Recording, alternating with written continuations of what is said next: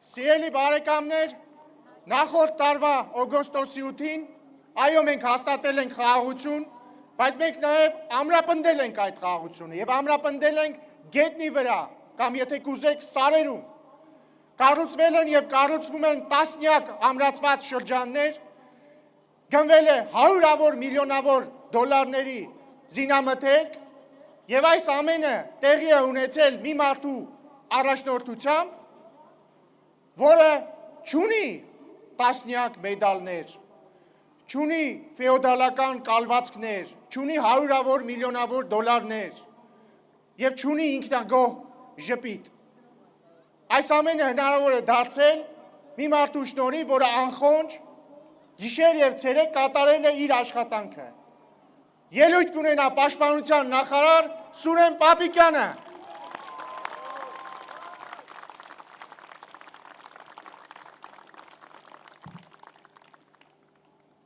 Սիրելի կապան,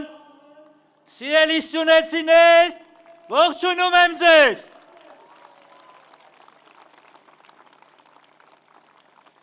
Ուրեմն վերջին անգամ այս հրապարակում ելույթ եմ ունեցել 2021 թվականի համայնքապետի ընտրությունների ժամանակ, աշուն էր հոկտեմբեր կամ նոյեմբեր ամիսը, և այդ էմփուլն էր, որ սահմանում զինված ուժերին փոխարինում էին սահմանապահները և կարճ ժամանակով փակվել էր ճակատենի ճանապարհը։ Երևի հիշում եք ընդդիմությունը ինչ վայնասուն էր բարձրացրել և այդ ընտրությունների ժամանակ խոսում էին Սյունիքը հանձնելու մասին, միջանց տալու մասին։ Ես այս հրապարակում այդ օրերին հայտարարել եմ, որ միջանցք չի լինելու։ Անցել է 5 տարի, մեր կառավարությունը իր խոսքը պահել է։ Ոչ միայն միջանցք չկա, այլև կա խաղաղություն, կա թրիփ, որը դառնալու է Սյունիքի զարգացման կարևոր հիմքերից մեկը։ Եվ քանի որ անվտանգության մասին էինք խոսում, ես այն ժամանակ չգիտեի, որ դառնալու եմ պաշտպանության նախարար, ճակատագրի բերումով դարձա պաշտպանության նախարար, և այս ընթացքում հսկայական աշխատանք է կատարել մեր կառավարությունը, ամրացնելու Սյունիքը, ամրացնելու Հայաստանի Հանրապետության բանակը Սյունիքում։ Ինչպես գործընկերս նշեց և շատերդ տեսել եք և գիտեք, մենք կառուցել ենք բազմաթիվ ամրացված շրջաններ, դրանցից 22-ը Սյունիքում են, իրենց 33 տեղամասերով, որը կազմում է 40 միլիարդ դրամ,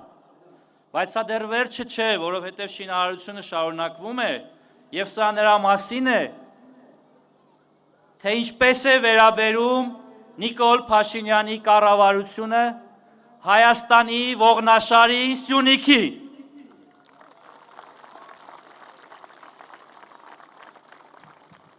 Ուրեմն երեկ էլ մի նորելուկ քաղաքական գործիչ կա, ուժեղ Հայաստան դաշինքի վարչապետի թեկնածու Նարեկ Կարապետյանը, խոսում է մեր բաստիոնների մասին, մեր գնված սպառազինության մասին և դիվերսիֆիկացիայի մասին։ Պարոն Կարապետյան, բանակի և անվտանգության մասին խոսելուց առաջ անհրաժեշտ է ժամանակին նախ բանակ գնալ, եղբայր։ Սամվել Կարապետյան, անվտանգության մասին խոսելուց առաջ նայի Գերդաստանի անդամներին ու ասա այս ժողովրդին, ինչի քո տղաները, աղբորդ տղաները, բարեկամներդ բանակ չեն գնացել։ Ով խոսա անվտանգությունից, դուք կարող եք խոսալ Խոպանում հաջողությունների հասնելու մասին, երեք բահից, գյուղատնտեսությունից, կարող մի օր դրանով զբաղվեք, ոչ ոք ձեզ չի արգելում, բայց մեր երկրի անվտանգությամբ դուք չեք զբաղվելու, որովհետև հունիսի 7-ին ժողովուրդը ձեզ ցույց կտա ձեր տեղը, ոնց որ ցույց տվեց նախորդներին իրենց տեղը, այս անգամ էլ է ցույց տալու բոլորիդ իրենց տեղը։ Մեր կառավարությունը, այս գործող կառավարությունը Հայաստանի Հանրապետության պատմության մեջ սպառազինության, գնման, բանակի ծախսերի, ռազմական բյուջեի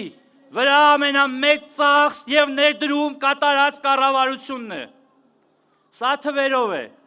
սա փաստերով է։ Եվ այդ ամենը դուք տեսնելու եք։ Ես ուզում եմ նշել, որ 2018 թվականի նկատմամբ մեր կառավարությունը 25 թվականին պետական բյուջեն ավելացրել է 1.1 միլիարդ դոլարով։ Այն դեպքում, երբ հեղափոխությունից առաջ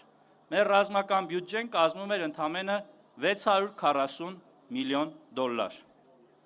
Մեր օրոք այն դարձել է 1 միլիարդ 700 միլիոն դոլար։ Քվեարկում ենք համար։ Շնորհակալ եմ։ Հավանիչ տեսանյութը եւ բաժանորդագրվիչ նորությունները բաց չթողնելու համար։